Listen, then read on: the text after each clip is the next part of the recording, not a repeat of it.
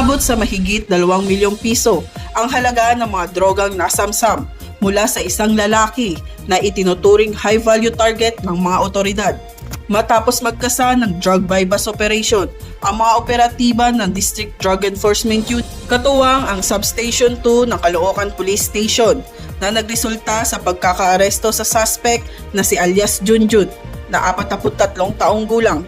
Bago ang pag-aresto, nagbenta ng isang pirasong sachet na naglalaman ng hinihinalang shabu sa isang police buyer kapalit ang pera na ginamit sa operasyon.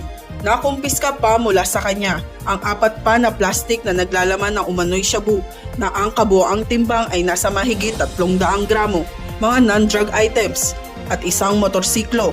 Pagkatapos nito ay dadalhin sa NPD Drug Enforcement Unit para sa tamang investigasyon at pagkatapos sa Caloocan City Medical Center para naman sa medikal na pagsusuri. At ang suspect ay naharap sa Section 5 at 11 ng RA 9165 o Comprehensive Dangerous Drugs Act of 2002.